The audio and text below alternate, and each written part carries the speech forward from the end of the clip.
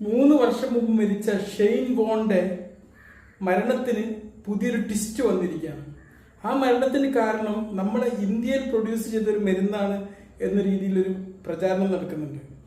ആ മരുന്ന് ഇന്ത്യയിൽ പ്രൊഡ്യൂസ് ചെയ്തുകൊണ്ടല്ല, ഹൃദ്രോഗമുള്ള ആൾക്കാർ ഉദ്ധാരണശേഷി വർദ്ധിപ്പിക്കാൻ വേണ്ടി കഴിക്കുന്ന മരുന്ന് കഴിച്ചാൽ, പ്രത്യേകിച്ച് ഹൃദ്രോഗത്തിന് നമ്മൾ കൊടുക്കുന്ന സോർബിട്രേറ്റ് പോലത്തെ മരുന്നിന്റെ കൂടെ അത് കഴിക്കുകയാണെങ്കിൽ ആർക്കും സംഭവിക്കാൻ സാധ്യതയുള്ള ഒരു സംഭവമാണ്.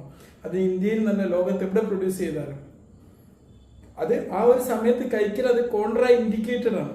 ആ കോൺട്രാ ഇൻഡിക്കേറ്റഡ് ആയ മരുന്ന് ഉദ്ധാരണശേഷി വർദ്ധിപ്പിക്കാൻ വേണ്ടി കഴിച്ചത് കൊണ്ട് ആണ് അദ്ദേഹത്തിന് ആ മരണം ഉണ്ടായത് എന്ന് പ്രത്യേകം ഓർക്കേണ്ടതുണ്ട്. മാർച്ച് 22, 2022 തായ്ലാന്റിൽ വെച്ചിട്ട് നമ്മുടെ പ്രിയപ്പെട്ട ക്രിക്കറ്ററുടെ മരണ വാർത്ത നമ്മൾ കേൾക്കുന്നത്. ഹൃദയാഘാതമാണ് അതിന് കാരണം എന്നാണ് പറഞ്ഞത്. പക്ഷെ ഇപ്പോഴുള്ള റിസൾട്ടിനാണ് പറഞ്ഞത് അദ്ദേഹത്തിന്റെ മുറിയിൽ നിന്ന് ഈ ഒരു ഉദ്ധാരണശേഷി വർദ്ധിപ്പിക്കാൻ ഉപയോഗിക്കുന്ന കല്ലാഗ്ര എന്ന് പറയുന്ന, നമ്മൾ വയാഗ്ര എന്നൊക്കെ കേട്ടിട്ടുണ്ടോ, അതിന്റെ മറ്റൊരു ബ്രാൻഡാണ് ഇത്. അദ്ദേഹം കഴിച്ചിരുന്നു എന്നുള്ളതും അത് ഇന്ത്യയിൽ മാനുഫാക്ചർ ചെയ്തൊരു മെഡിസിനാണ്. ഈ ഇത്തരം മരുന്നുകൾ ഹൃദ്രോഗികൾക്ക് കോൺട്രാഇൻഡിക്കേറ്റഡ് ആണ്. പക്ഷെ പല ആൾക്കാരും മെഡിക്കൽ ഷോപ്പിൽ പോയിട്ട് വയാഗ്രതിന് ഈ കല്ലാഗ്രതിന് പറഞ്ഞ് വാങ്ങി കഴിക്കാറുണ്ട്. അവർക്ക് എല്ലാവർക്കും അത് അങ്ങനെ വാങ്ങി കഴിക്കാൻ പറ്റുന്ന ഒരു മെഡിസിൻ അല്ല എന്നുള്ളത് പ്രത്യേകം മനസ്സിലാക്കണം.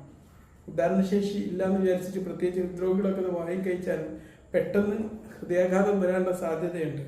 ഈ മരുന്നിൽ അടങ്ങിയിരിക്കുന്ന കണ്ടന്റിന്റെ പേര് സിഡിനാഫിൽ എന്നാണ്. ഫോസ്ഫോഡൈ എസ്റ്ററൈസ് 5 ഇൻഹിബിറ്റർ എന്ന് പറയും.